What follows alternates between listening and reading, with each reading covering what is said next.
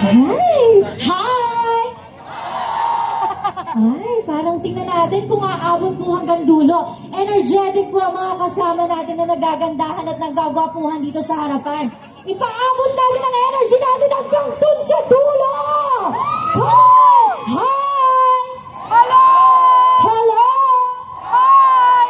Ay, tingnan natin kung sinong mas malakas. Si kanan ba o si kaliwa?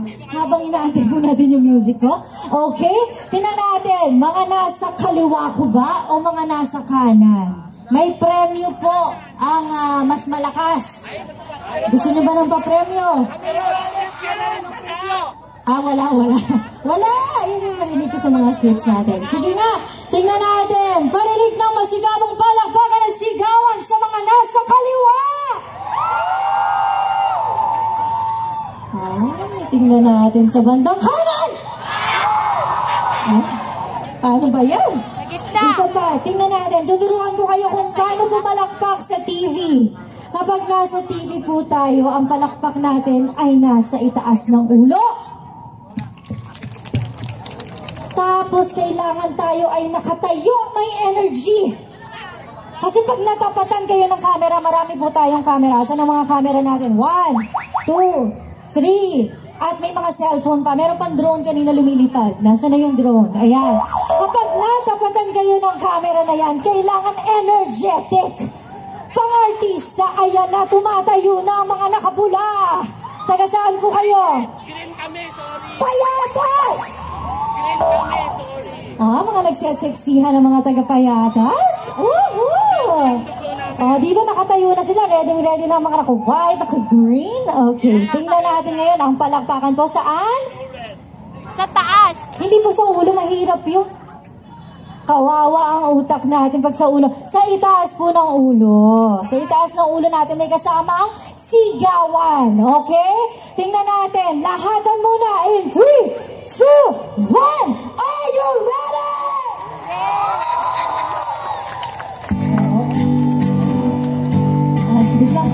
Biglang ganun. Meron lang ako isang tanong. Sino pong inaabangan yung makita ngayon? Ikaw. Ako ay mga bolero naman kayo. Hindi nyo naman alam na nandito ako. Marami po tayong mga naglilingkod sa ating bansa na kasama natin ngayon. Na sana po ay iboto natin sila sa darating na... Yes, diba? Fill in the blanks po talaga tayo. Ganyan talaga pag-teach. Teacher naman ba? Fill in the blanks. Hello! Alright, ngayon po syempre, after natin mag-emote-emotean na magkakasama, kamusta naman po ba kayo ngayon? Binigyan po tayo ng magandang panahon, di ba po ba? Malamig, hindi po masyadong mainit. Ayun na nga po, lamig na ng kamay ko, no? It's complicated. Iba ka doon. It's complicated. Ngayon naman, dahil tayo yung nag-emote na, time to party. Sino po ang nakakaalam ng ano? At malalaman po natin dahil everybody, give it up! Isang masigabong palakpakan na may kasamang sigawan para kay Yusef Chito Valmosina! Okay. Magandang gabi sa inyong lahat, mga kasama, lalong-lalo na sa mga taga Quezon City. Ako po at ang mga kasama ko ay taus-pusong nagpapasalamat sa inyong lahat sa inyong pagdalo sa napakahalagang meeting na ito para marinig ninyo kung sino ang taong karapat-dapat na iluklok natin sa Senado. Nagpapasalamat din tayo sa lahat ng mga sumusuporta na mga kandidato sa 4 na sulok ng ating bansa. Nandito po ang mga tumatakbong mayor, governor, congressman, councilor, vice mayor, para ipakita ang kanilang pagkikisa sa gabing ito. Alam nyo, ito na po ang tamang panahon at pagkakataon na tayo ay makapili ng karapat-dapat na taong iluluklok sa Senado. Alam niyo po ba na ako ay wala na sa DILG sapagkat sumama na po ako sa ating congressman para itaguyod ang kanyang kandidatura para makarating sa Senado. Sapagkat naniniwala po ako na ang taong ito ang tunay na kailangan natin sa Senado sapagkat siya ay may puso, may malasakit at higit sa lahat may kakayahan dahil sa kanyang track record. Nakita nyo naman sa social media kung paano siya lumaban. Kumbaga sabi nga nila, si Congressman Marcoleta lumalaban isa para sa lahat sapagkat prinsipyo ang kanyang pinahihiran. Tama ba? Tayo ba'y magsasama-sama para sa kanya? Volunteer tayo lahat. Hindi ko na po pagkakahabaan at siya naman ay kilalang-kilala nyo na. Ang hinihiling ko lang, ito na ang panahon, tamang panahon na magkaroon tayo ng karapat-dapat na makakasama natin sa Senado sapagkat napaka-veterano ng taong ito at sa 2 taon namin pagsasama sa programa namin sa radio, sa TV ay nakita ko na talagang ito yung tunay na may puso, may malasakit sa ating bansa. Kaya mga kababayan, palakpakan natin ang susunod na senador ng ating bansa, Senator Dante Marcoleta. Sisigaw ang katotohanan, prinsipyo at banal ang almas sa makabagong digmaan. Hindi papalukid sa mga nakalamang para sa kapakanan ng mga mamamayan. Hindi basta-basta lumalaban, hindi masusi pinag-aaralan.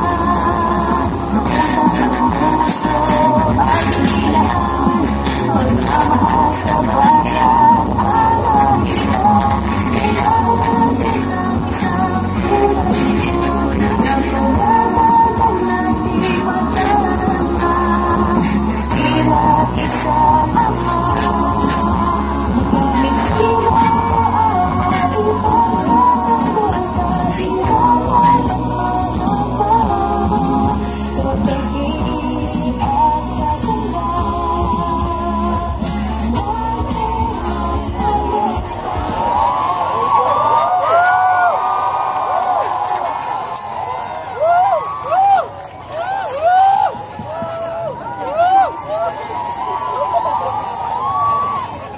Ayos pa po ba kayong lahat? Kayo ba ay binayaran para pumunta sa rallying ito?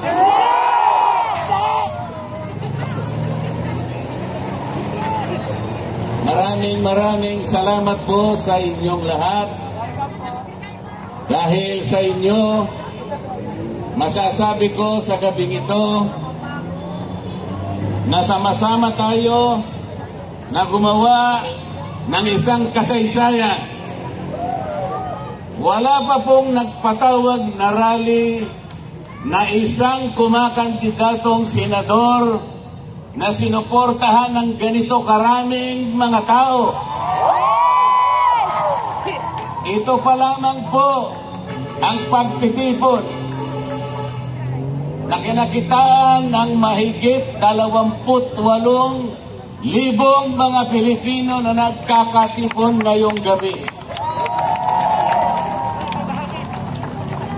Pero sinasabi po nila, wala daw po ako sa survey. Naniniwala po ba kayo riyan? Mga kababayan, bukod sa pagtitipon natin ngayong gabi, marami na po akong pinuntahan na mga lugar sa ating bansa. Kahit sa Mindanao, sa Davao, sa Agusan, sa Caraga Region, sa Visayas, sa Cebu, sa Iloilo, Negros, dito naman sa Luzon, Batangas, Laguna, Quezon, Rizal, Cavite. Napakainit po ng pagtanggap ng ating mga kababayan. Sa gabing ito, marami rin pong galing sa iba't ibang lugar. Hindi ko po alam kung paano ko kayo pasasalamatan. Ang tanging nalalaman ko lamang po, kayo'y nakikiayon upang gumawa tayo ng isang bagay para sa ating bansa. Napakahirap po ng kalagayan ng ating bansa ngayon. Ang presyo po ng pangunahing bilihin, halos hindi na po kayang abutin ng marami nating kababayan. Lalong-lalo na po yung presyo ng pagkain. Ang buong akala ko po, nung gumawa yung kongreso ng Quadcom, ang buong akala ko po, ay gagawin namin ang dapat namin gawin. Halimbawa, dahil sa problema at hamon sa ating bansa, akala ko ang uunahin namin kung paano natin ibababa ang presyo ng bilihin sa ating bansa. Sapagkat ito ang pangunahin na problema ng ating mga kababayan. Pero hindi po ganoon ang nangyari. Gumawa sila ng isang napakalaking komite, kung tawagin nila Quadcom. 4 na hiwa-hiwalay na komite na ginawa nilang isa para palakasin, para maging influential. Ang buong akala ko ay haharapin namin ang napakaraming hamon na kinakaharap ng ating bansa. Ang nangyari, hindi po ganon. Alam na po ninyo kung anong nangyari. Ang ginawa po nila ay pamumulitika sa ating bansa. Inuusig nila yung dating Pangulo ng ating Republika. Ang sabi ko po sa kanila, hindi po tayo ang dapat gumawa nito. Kung inaakala po natin na ang isang tao, maging yan ay managing presidente, kahit sino, kung naniniwala tayo na siya'y nagkasala sa batas, kailangan po nating dumaan sa mga patakaran ng ating batas. Dapat po pumunta kayo sa piskalya. Ang piskalya po ay bukas. Yan po ang patakaran. Meron po tayong mga korte. Yan po ang patakaran para usigin, asuntuhin kung sino man ang nagkasala. Sapagkat ang Kongreso po ay hindi piskalya. Yan po yung sinasabi ko sa kanila. Ang Kongreso po ay hindi hukuman. Nang pasikat po silang lahat, sapagkat pamumulitika ang inuuna nila. Bumaha ang maraming panig ng Metro Manila. Bumaha ang Bicol Region. Mahigit pong 300 bilyon ang ginamit sa mga flood control. Akala ko po ang Quadcom uusisain lahat ito. Hanapin natin kung saan napunta ang perang ginasta para dito. Ayaw po nila yon. Ang gusto nila ay usigin nila ang dating Pangulo. Pagkatapos kumuha pa sila ng isa pang komite. Ang uusigin naman nila ay yung pangalawang Pangulo ng ating bansa. Kahit walang batayan, kahit mali ang pamamaraan, ayun po, nakita na ninyo kung anong nangyari. Bago magsara ang Kongreso, pinilit nilang i-transmit yung impeachment complaint sa Senado. Ang gusto po nilang mangyari, mawala ang Vice President. Puro kaguluhan, puro pagkakabaha-bahagi ang gusto nilang gawin. Mahigit 230 o 240 na mga congressmen and congresswomen ang pumirma. Yun po ang kanilang gustong gawin. Yung magkakabaha-bahagi tayong lahat. Ano po ang ginawa nila sa akin kapag sinasabi kong mali ang paraan? Hindi tama ang ginawa ninyong patakaran. Pinagtutulong-tulungan po nila ako. Ayaw naman po nilang makipagdebate ng totohanan sapagkat hindi naman nila kayang ilabas kung ano yung tama. Ganun po ang palagi nilang ginagawa. Masama po bang ipakilala ko sa kanila kung ano yung katwiran? Masama ba na turuan ko sila sapagkat meron naman ako ng konting nalalaman tungkol sa batas? Yun nga mga chairman ng Quadcom, wala nga pong abogado ron kahit isa. Kung tinuturo ko sa kanila yung dapat gawin, sapagkat ito ang tama, ganito ang dapat nating gawin sapagkat nakikita tayo ng taong bayan. Kayo pong lahat na nandirito ngayon, nakikita nyo yung pamamaraan kung paano ginagawa nila. Tatawagin nila yung mga tao, pagtatatanungin nila ron, ang kanilang layunin ay gumawa ng batas. Nagpapatulong na gumawa ng batas. Ngunit, kapag nandun na yung mga taong tinatanong, tatakutin nila. At kapag hindi sila sumagot ayon sa gusto nilang marinig, ikukulong po nila yung mga tao. Ganito na po ang kalagayan ng House of Representatives. Alam po kung nasaan, nandyan po lang katabi natin. Kapag ako po ay nagsasabi sa kanila, puro panggugulo ang ginagawa nila. Pati po, nakita po ninyo yung hopya na kinakain ko. Kung anong ginawa nila. Pati yung hopya na kinakain ko, inagaw nila sa akin. Nang dahil lamang sa pagtatanggol sa karapatan ng katwiran, pagtatanggol sa katotohanan.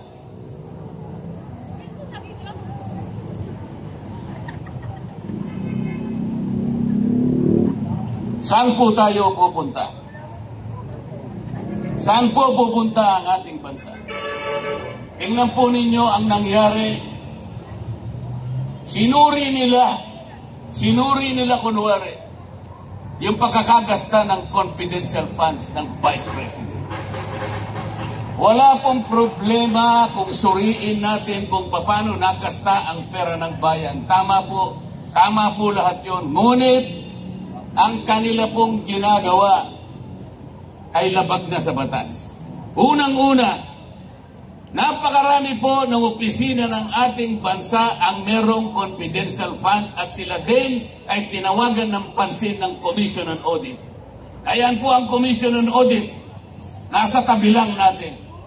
Alam po nila na sila lang ang merong otoridad, sila lang ang merong mandato, sila lang ang merong kapangyarihan na mag-audit sa pagkakagasta ng pera ng bayan. Bakit nakialam ang House of Representatives? Yun po yung tanong ko sa kanila. Akala po nila ngayon may kinakampihan ako. Alam po ninyo kung anong ginawa nila sa akin. Lahat ng committee po na ako'y miyembro, pinagtatanggal po nila ako. Para bang ang gusto nilang gawin ay hindi na ako kasali sa House of Representatives. Alam po ba ninyo, ngayon lamang nangyari sa kasaysayan ng House of Representatives, pati po yung aking allowance, hindi na po nila binibigay. Ganyan na po sila ngayon. Kaya ang tanong ko po sa inyo, saan pupunta ang ating bansa? Napakataas po ng presyo ng kuryente sa ating bansa. Ano po yung palagi kong sinasabi sa kanila? Pagbigyan naman ninyo ako na marinig yung 10 panukalang batas kung paano natin ibababa ang singil ng kuryente sa ating bansa. Ang singil po ng kuryente sa ating bansa ang pinakamataas sa buong Asia. Yan po ay taliwas sa pangunahing layunin ng batas na ginawa ng Kongreso 24 na taon lang nakararaan. Ano po yung layunin sa batas ng kuryente na ginawa noong 2001? Ang layunin po ay idulot ang kuryente sa lahat ng mamamayang Pilipino sa murang halaga. Taas po yung kamay na nandito ngayon na magsasabi sa akin na mura ang kuryente dito sa ating bansa. Mahal! Sobrang mahal! Kung ganon, yung layunin ay hindi po natupad. Pagkatapos ng 24 na taon, patuloy na nilalabag ang batas na ito sapagkat napakataas ang kuryente sa ating bansa. Saan tayo pupunta? Ang senador po, yung tunay na senador, kung gagamitin niya ang kanyang kapangyarihan na pinagtitiwala ninyo sa kanila, meron siyang kakayahan na baguhin ang kalagayan ng buhay ng mamamayan. Kung gusto niyang gawin at kung alam niyang gawin, paano niya gagawin? Kung hindi naman siya nakahanda para gawin yun. Kung wala naman siyang kakayahan na gawin ang itiniwala ninyong kapangyarihan sa kanya. Kapag ka po ikaw ay senador, tungkulin mong gumawa ng batas na makakatulong, makapagpapabago sa buhay ng mamamayan ng ating bansa. Paano mo gagawin yun kung wala ka namang kaalaman? Ang problema po, tatapatin ko po kayong lahat. Ang problema po, sa napakahabang panahon ng eleksyon dito sa ating bansa, basta sikat lang siya, yun na yung iboboto natin. Basta sikat lang. Basta nakakagawa ng pelikula. Bakit ganito po ang kalagayan natin? Pabalik-balik na yung marami sa kanila. Alam po ninyo yun. Nang dahil sa kasikatan lamang, hindi man lang ninyo tinanong. Paglapit po nila lalapit na naman po sila sa inyo ngayon. Pwede ba itanong ninyo sa kanila? Ano po ba ang gagawin ninyo? Karapatan po ninyo na itanong sa kanila kung may kakayahan. Pag sinabi niyang may kakayahan, ipakita mo sa akin. Patunayan mo sa akin na kaya mong gawin. Ito po, pinaka-problema na. Lalapit sila sa inyo ngayon. Malapit na po. Magsisimula po yung election period sa mga senador Pebrero 12. Sa mga congressmen, magtatagal ng konti.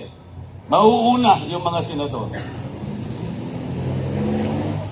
Lalapit sa inyo ang mga senador na yan, nakakandidato, at mga congressmen nakakandidato. May daladalang konting barya na sinasabi nilang AX, tupad, akap.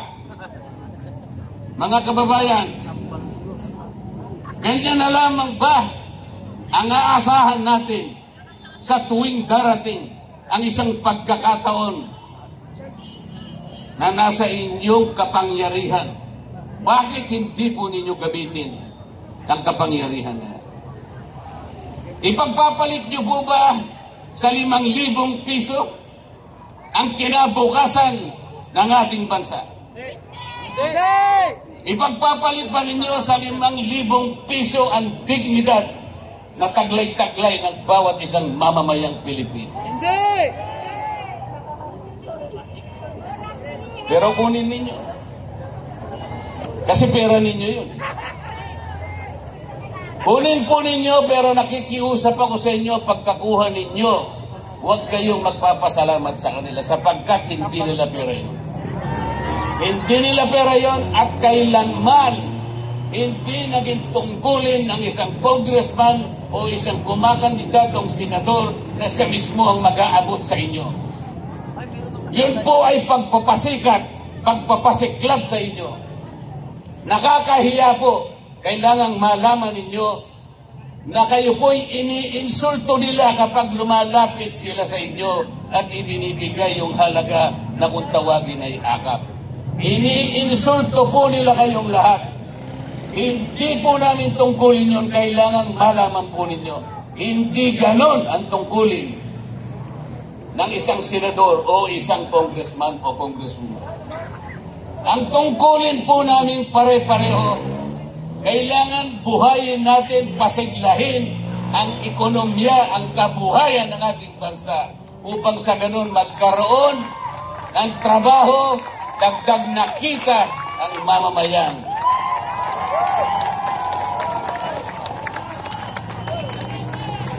Huwag kayong papayag. Huwag kayong papayag. Ang isang pamilyang Pilipino kahit mahirap, hindi niya gugustuhin na mananatili siyang mahirap. Ang isang Pilipino ay merong dignidad. Ayaw niya yung palagi na lang na binibigyan siya ng ayuda. Napipilitan lamang siyang kunin dahil sa pangangailangan. Sapagkat hindi ibinigay ang mga kondisyon para siya'y makapagtrabaho. May karangalan at dignidad ang Pilipino. Gusto niya pagdating ng tamang panahon, makahulagpos siya sa gapos ng kahirapan. Hindi siya papayag na ipamana sa kanyang pamilya ang kahirapan na matagal niya nang tinataglan. Huwag kayong papayag na manatili ang ganitong kalagayan. Lagi po itong buhaya. Piliin na po ninyo utang na loob. Nasa kamay po ninyo, nasa kamay po ninyo. Pumili na po kayo. May napili na kami. Nakapili na kami. Marcoleta. Marcolita. Kasi po pag hindi kayo pumili, wala po kayong karapatan na umasa na may pagbabagong mangyayari pa sa ating bansa.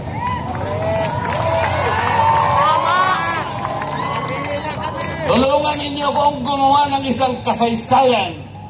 Iguhit natin ang isang kasaysayan.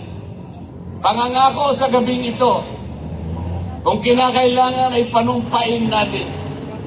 Simula sa araw na ito, gumawa tayo ng magandang bagay hindi lang para sa sarili natin, kung hindi sa ating bansa, sa ating mga anak, at sa anak ng ating mga anak. Huwag na kayong pumayag na yan na naman. Sila na naman. Ilang beses na ba silang nakabalik? Bakit ganito pa rin ang kalagayan natin? Napakarami pong magagandang batas na ginawa natin. Wala pong nagbabantay. Walang nagbabantay. Ito pong batas ng kuryente, yung binabanggit ko sa inyo, totoo po yung layunin. Kailangan murang halaga. Bakit ngayon po'y pagkataas-taas? Wala po kasing nagbabantay. Ang totoo po, kung talagang gagawin lang nila ang mabuti, imbes na akap, imbes na ayos, imbes na tupad, pababain natin ang presyo ng kuryente, gawin natin halimbawa. Tanggalin natin ang 12% VAT sa kuryente. Pagkatapos, yung dating buwis na nakukuha dyan, ang gawin na lang natin ay yung mga kababayan natin na nagbabayad ng kuryente sa isang buwan, 2,000 pababa. Kinakailangan ilibre na yun. Yun ang tunay na akap. Kesa magbayad ka ng buwis, kukurakutin lang. Bago nila kurakutin, ibigay na lang natin na libre from 2,000 pababa. Ibigay sa mga taong ganun ang consumption sa kuryente. Ang mabebenepisyo po nun pag ginawa natin, magagawa naman eh. Pag nagawa natin yun, 4.5 million Filipinos na may hirap ang mabebenefisyuhan. Lahat ba? Katumbas ng 28 million Filipinos. Yes! Lahat makinabang! Hindi yung pumunta sa inyo akap. Ano ba yung akap? Wala naman na daw, CBM! Ayuda sa mga kapus ang kita. Paano po ninyo nalaman na sila lang ang kapus sa kita? Pumunta sa komunidad, umili lang ng mangilan-ngilan at binigyan ng akap. Lahat naman tayo kapus sa kita. Kahit ako. Bakit? Sa kagustuhan ko lang lahat ng tao sana na naghihirap, bibigyan ko lahat, ngunit hindi ko kaya. Sa makapit, kahit ako kapos sa kita. Pupunta sa isang komunidad, pipili lang ng iba, ng konti. Paano yung iba na hindi nabigyan? Kukunti lang. Tama bang patakaran ito? Ng ano, Pagkatapos pupunta sila sa inyo, ipakikilala na din sa inyo na tinulungan kayo. Na para bang gusto nilang ipakilala sa inyo na galing sa bulsa nila yung perang ibinigay sa inyo. Salamatan daw sa Huwag kayong palilin lang sa kanila. Tama! Ni huwag din yung titingnan. Mga salbahe yan mga yan. Pudol sila! Bakit ko sinasabing salbahe? Iniinsulto nila kayo. Huwag kayong paiinsulto sa kanila. Ako ayokong manginsulto kahit kailan. Kaya nilalabanan ko sila. Kaya tingnan nyo yung ginawa nila sa akin. Mahigit na 300 na congressmen, ako na lang ang nagsasalita kung ano yung bali sa amin. Lahat sila ay pare-parehong may projects. Ngayon, pumirma silang lahat sa impeachment. Nakalaban ninyo ay walang premyo yun? Napakalaki ng premyo nun. Million! Politika ng pera-pera na ang nangyayari sa atin. Maawa kayo sa ating bansa. Maawa po kayo sa ating bansa. Iguhit natin ang isang kasaysayan sa gabing ito. Unang-una, naging kasaysayan na sapagkat ito lamang ang pagtitipon na nakalikom ng ganito karaming mga mamamayan. Nasa States. Wala pong nagbayad sa inyo, nagsakripisyo pa kayo, ang iba po'y namasahe pa, ang iba'y galing pa sa Visayas, ang galing pa sa Mindanao, ang iba. Wala po kaming maibibigay na pera sa inyo, ngunit ipinakita ninyo ang kahalagahan ng pagtitipon na ito. Salamat po sa suportang yan at gusto kong samantalahin, gusto kong ipaintindi at gusto kong bigyan ng emphasis. Magsimula tayo sa araw na ito. Makikita nila at malalaman nila kung sakasakaling ako'y nandun na po. Naniwala kayo sa akin. Kahit ilang pa sila, kahit sino pa sila, basta sa tama lamang po tayo. Huwag tayong lilihis sa tama. Kahit mahirap, kahit marami sila, ilalaban natin at ilalaban ang katwiran sapagkat yun lamang po ang tanging paraang nalalaman ko kung paano ako magsisilbi sa ating bansa.